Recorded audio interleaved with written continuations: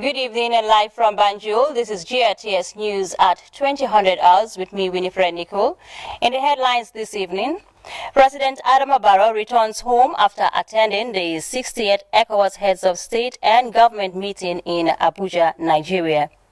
The 2021 World Innovation Summit for Education WISE has ended in Doha, Qatar, with renewed calls on education investment. Government announces the 2021 groundnut trading season with a farm gate price at $28,000 per ton. In sports, the Gambia powerlifting and bodybuilding team sets a record-winning 6 trophies for their first international engagement in the Senegalese capital, Dakar. In the internationals, South African President Cyril Ramaphosa tests positive for COVID-19 and is receiving treatment for mild symptoms. Well, viewers, those are the headlines.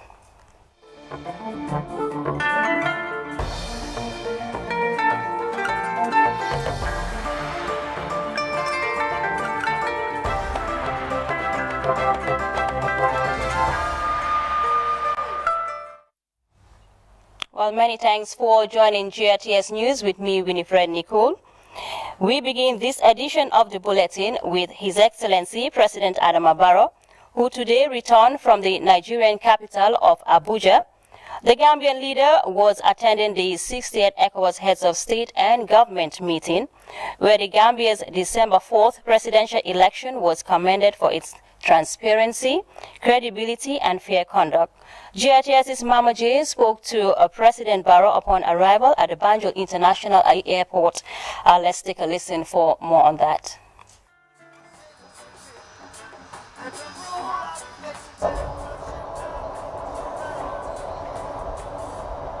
ECOWAS has wrapped up its 60th ordinary session of Head of States and Government in Abuja. Could you tell us the outcome of the sub-regional meeting? Thank you very much. I think it was a very, very good meeting. We discussed a range of issues: terrorism, security, climate change, and of course, Guinea and Mali. These are the issues that we discussed. I think we had a very, very good meeting. This time we changed the way we conduct our meetings.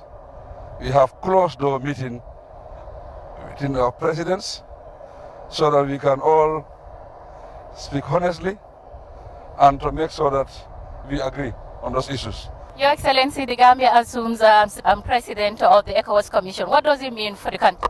I think it is very big for the Gambia, and we welcome it. And it is the first time in the history of our country to assume that responsibility. We will be one administering ECOWAS. I think this is a clear indication that our democracy is working and our diplomacy is working. Thank you. The 2021 World Innovation Summit for Education WISE has ended in Doha, Qatar. The forum, held from the 7th to the 9th of December, was attended by over 10,000 participants, comprising of education innovators and stakeholders determined to shape the future prospect of global learning systems. The Gambian delegation, including First Lady Fatouba Barrow, was led by the Vice President, Dr. Aissatou Touré. Kejetu Juwara attended the event, and she filed in this report. Innovation Summit for Education WISE 2021 has recently ended in Doha, Qatar. The forum, held from 7th to 9th December, was attended by thousands of innovators and stakeholders in education to shape the future of global education. The Gambian delegation was led by the Vice President, Dr. Aissatou Touré. Speaking at the forum, Vice President Dr. Touré highlighted some commitments made by the Gambia government in transforming the education sector for quality and inclusiveness, citing numerous policies being implemented to promote access to quality education. A spouse of the Gambian ambassador in Qatar, Aji Umindao, said the high-power Gambian delegation to the forum is a manifestation of government's commitment in promoting quality education for all. I was very happy to receive the First Lady and the delegation from the Gambia. For education, we should take an example to ourselves.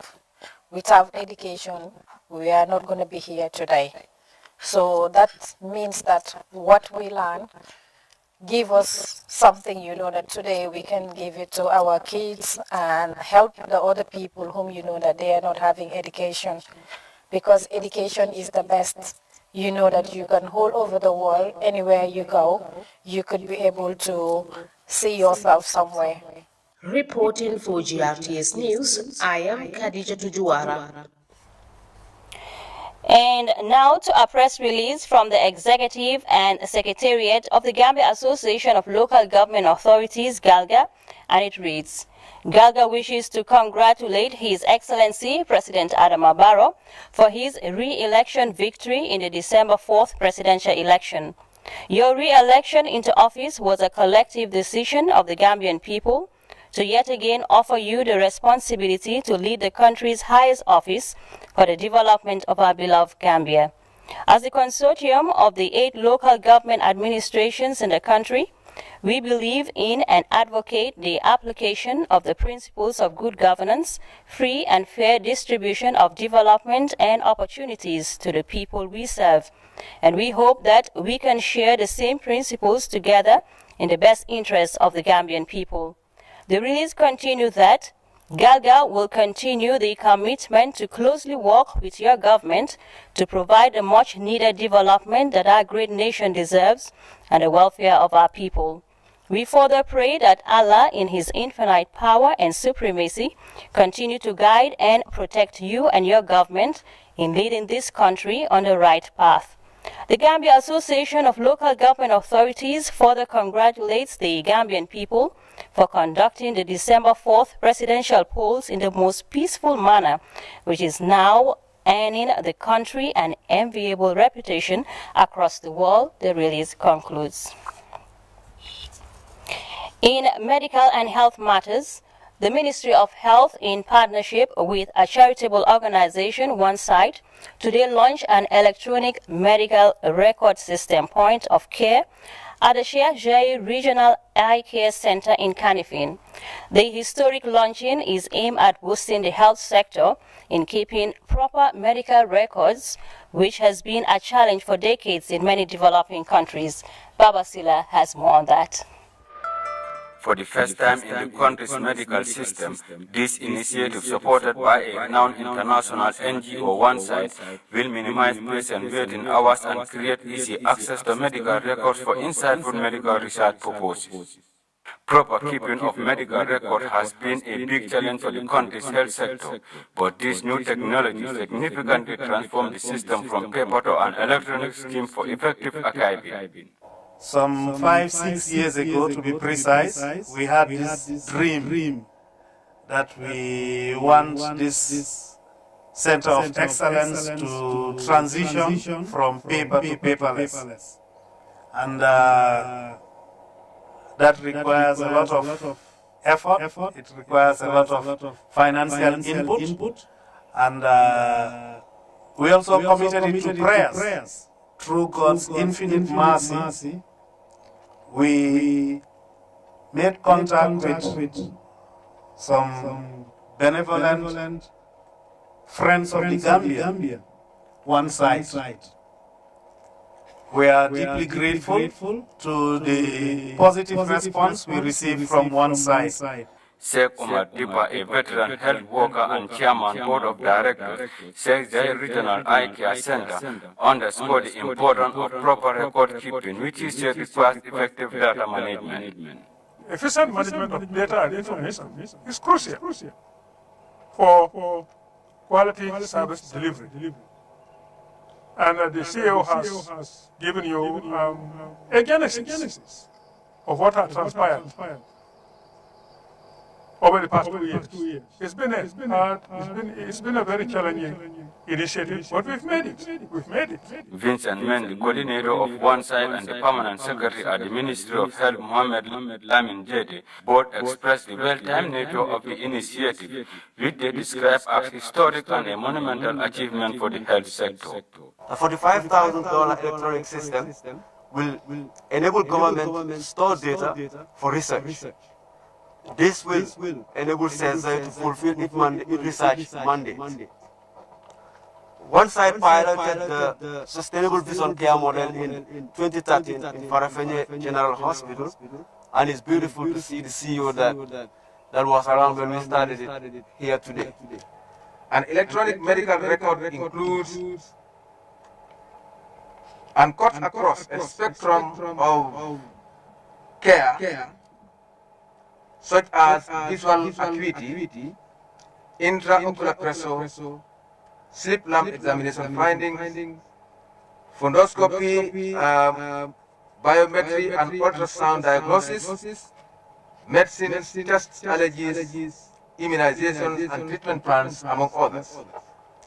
These features include interfaces and systems integration, medical document scanning, medication tracking, e-prescriptions, appointment reminders, and marketing support. This initiative is a comprehensive program targeting all public facilities and clinics, including the Biam General Hospitals, which receive a high number of patients in one of the biggest catchment areas in the West Coast region. Baba Silla for GRTS News. Well, let's now shift our attention to another press release from the National Food Security, Processing and Marketing Corporation, formerly known as the Gambia Granite Corporation, and it reads, "The Marketing Corporation wishes to inform the farming community that the granite marketing season will commence on 15 December 2021 and end on 31st March 2022. The farm gate price for this year's marketing season is $28,000 per ton. The release adds that the price of granite has been subsidized by the government of the Gambia, and farmers are encouraged to sell their granules to the National Food Security, Processing and Marketing Corporation to accrue economic benefits for the country through the export of processed granules. In the interest of transparency and accountability on the payment process, the Marketing Corporation has engaged the services of Ajib Bank Limited to facilitate payments to farmers. Ajib Bank will have its representatives at each SECO point to ensure farmers are paid on the spot. Farmers are therefore urged to take their granules to the nearest SECO to receive their payments. National Food Security, Processing and Marketing Corporation wishes the farming community a very successful marketing season. The release concludes. Well, time now to take our first commercial break. The sports news is up next. Do stay.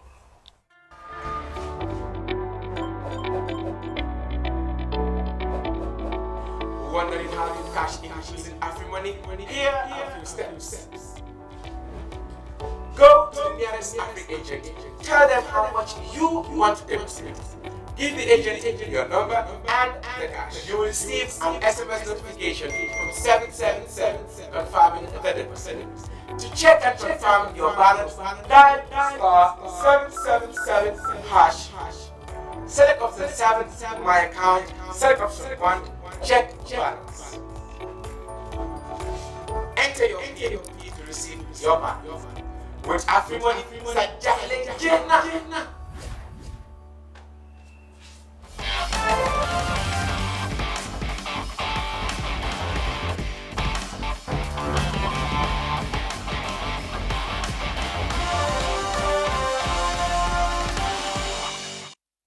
Welcome back, and now a bit of sports for you. The Gambia powerlifting and bodybuilding team has set a record in Dakar's maiden competition held on Saturday. The team won 6 trophies for their first international engagement, aiming to expose and help them prepare for more international competitions ahead of their ambition to lift the Olympic standard weight. Well, our Sheikh Joub traveled with the Gambian team and he filed in this report. The Gambia powerlifting and bodybuilding team participated in the maiden Dakar powerlifting competition, bringing together national teams from the ECOWAS sub-region. 7 athletes competing in their first international represented Gambia in the squat, bench press, deadlift and body flex events, pushing multiple weights in the powerlifting contest. Inspired by the Efia No Pain, No Gain slogan, the team was rewarded with record breaks that credited the effectiveness of their training and preparation in respective gyms. Young bodybuilding ace Omar Sisse won the under 83 kilos event, and Harry Yanga took first in the Brazil 93 kilos powerlifting. I'm the Gambian strongest.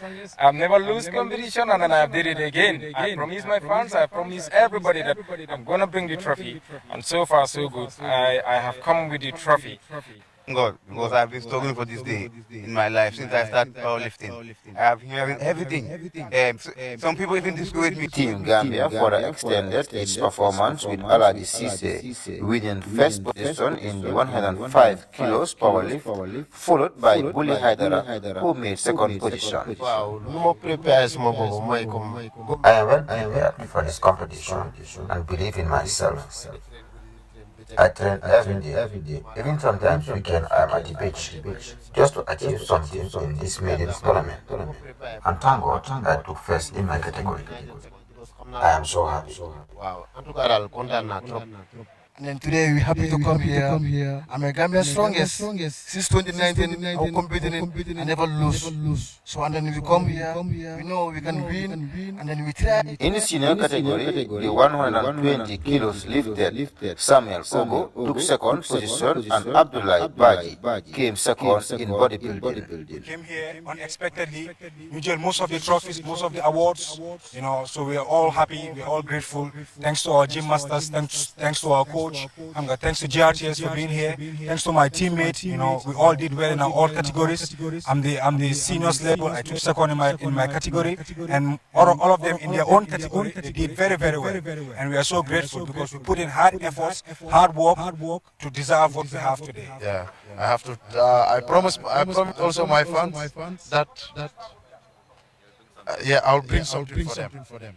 Yeah, I'll bring something for them because I really train hard for the day. Aladi Cisse won the most weight squats and most disciplined athletes awards, and Omar Cisse won the most weight lifted in the deadlift event. Well, like we all know that the boys were prepared mentally, physically. Yeah, I will always say this. I will keep on saying this. The only difficulty we have is financial assist, financial support. But thanks to Allah, some people came to our aid. Then we were able to get to Dakar, and here we are. Here almost we win all the major trophies. So it's like this is another day for me because this is what I want for the boys. That's why since day one I have been there organizing all kind of competitions. The maiden Dakar powerlifting and bodybuilding competition is a crucial breakthrough for Gambian weight and powerlifting athletes who are preparing for more intensive international events, getting them ready to lift the Olympic standard weight. Sergio, reporting for JRC Sport. Well, congratulations to the Gambia powerlifting and bodybuilding team there. Well, time now to take our second commercial break. The international news is up next. Do stay.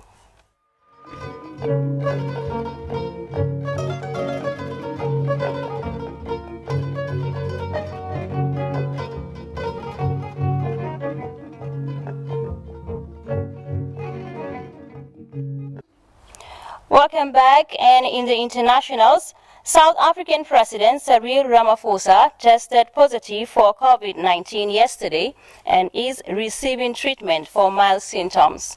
The presidency said in a statement, Ramaphosa, who is fully vaccinated, began feeling unwell after leaving a state memorial service for former Deputy President F.W. de Klerk in Cape Town earlier in the day, but was in good spirit and being monitored by doctors. Well, details in this report by France 24. President Ramaphosa at a memorial service in Cape Town on Sunday.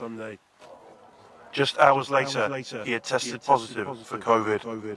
The case was confirmed by the official presidency Twitter feed, who tweeted on Sunday night. President Cyril Ramaphosa is receiving treatment for mild COVID-19 symptoms after testing positive for the viral infection today, Sunday, the 12th of December 2021. Ramaphosa is fully vaccinated and tested negative on his return from a visit to 4 West African states last week. The president is reported to be in good spirits and has delegated all responsibilities to his deputy president for the next week. People in South Africa who had contact with Ramaphosa on Sunday are advised to watch for symptoms or to have themselves tested. This comes at a time where the Omicron variant, first discovered in South Africa, continues to run rampant in the country. South Africa recorded more than 18,000 new confirmed cases Sunday night. More than 70% of those cases are thought to be from the Omicron variant. Despite this, there is hope that this variant is far less mild than the ones before it. In terms of the symptoms, we have from reports from various doctors, we don't have any information that suggests that this variant causes different symptoms from other variants. Anecdotal information from doctors have reported that patients present with scratchy throat, cough, fever, diarrhea, and vomiting. The World Health Organization stated last week that there was some evidence that Omicron causes less severe disease than Delta, the currently dominant variant. Tigray rebels yesterday recaptured the North Ethiopian town of Lalibela, home of a UNESCO World Heritage Site. Local residents told AFP. The setback came 11 days after Ethiopian forces said they had retaken control of the town. The announcement marks another dramatic twist in the 13-month-old conflict that has killed thousands of people and triggered a deep humanitarian crisis in the north of Africa's second most populous nation. After it was retaken by the government, the historic Ethiopian city of Lalibela is once again in rebel hands. According to residents, fighters from the Tigray People's Liberation Front entered the city center on Sunday after government forces left on Saturday night and were able to retake the area with no exchange of fire. A UNESCO World Heritage Site, Lalibela is a place of pilgrimage for Ethiopian Christians, thanks to its 11 medieval monolithic cave churches carved out of red rock. Fighting broke out in Ethiopia more than a year ago over a power struggle for the Tigray region. Since June, the rebels have retaken several major towns and expanded the conflict from Tigray into the neighboring Afar and Amhara regions. When the capital, Addis Ababa, appeared at risk in November, Prime Minister Abiy Ahmed himself went to lead his troops. According to his office, he's once again on the front line, and government forces have recently recaptured strategic locations, including the towns of Arjo, Fokiza, and Boren.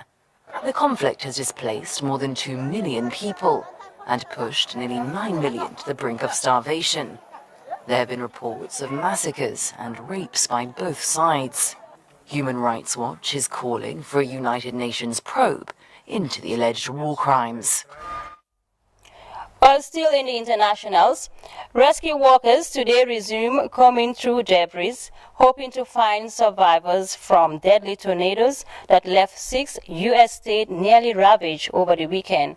The death toll in Kentucky has now reached 64, with officials still trying to determine just how many people died in the disaster.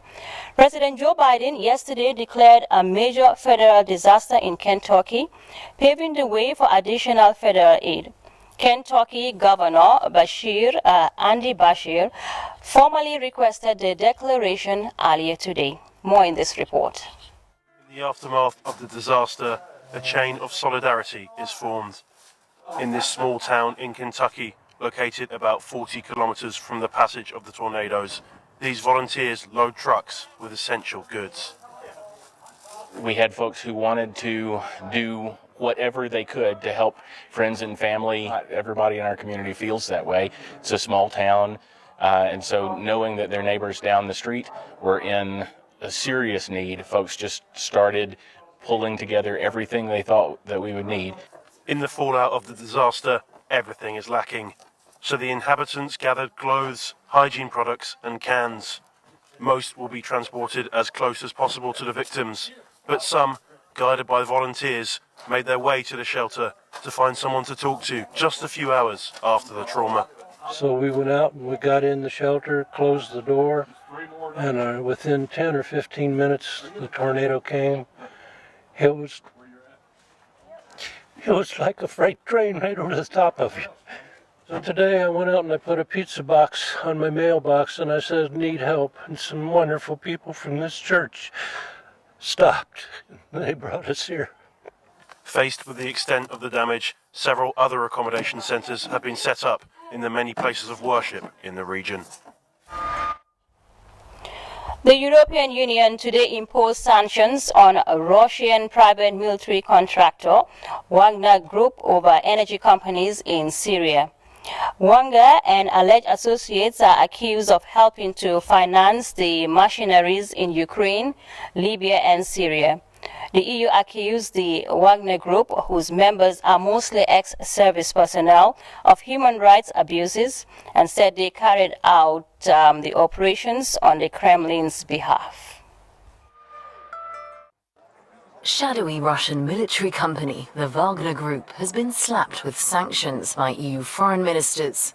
Some of its assets will be frozen, and 8 individuals and 3 firms linked to the company have also been targeted. The company, which allegedly has links to the Kremlin, has taken part in operations across the globe, including alleged torture and extrajudicial killings. The activities of this group reflects Russia's hybrid warfare. They present a threat and create instability in a number of countries around the world. The Wagner Group is active in at least 12 countries around the world, including Syria and Libya. But first emerged in Ukraine, where its mercenaries fought alongside pro-Russian separatists, ultimately assisting in Moscow's annexation of Crimea and conflict in the Donbass region. What's the main goal of any private military company? To defend the interests of a government if it can't use the regular army.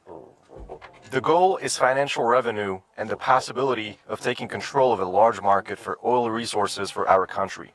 The Wagner Group is also present in multiple countries in sub-Saharan Africa, including the Central African Republic. For his part, Vladimir Putin claims the group has no links to the Russian state and denies any wrongdoing. Well, that's the news, but before we take leave of you, a recap of our headline-making stories. President Adama Barrow has returned home after attending the 60th ECOWAS Heads of State and Government meeting in Abuja, Nigeria. The 2021 World Innovation Summit for Education WISE has ended in Doha, Qatar, with renewed calls on educational investment. Government has announced the 2021 groundnut trading season with farm gate price at $28,000 per ton. In sports, the Gambia powerlifting and bodybuilding team has recorded 6 wins in their first international engagement in the Senegalese capital, Dakar. In the internationals, South African President Cyril Ramaphosa has tested positive for COVID-19 and is receiving treatment for mild symptoms. Well, viewers, that was all we had time for in this edition of the News at 8. Do join us at 2200 hours for more news. Until then, do stay tuned and enjoy the rest of our programs.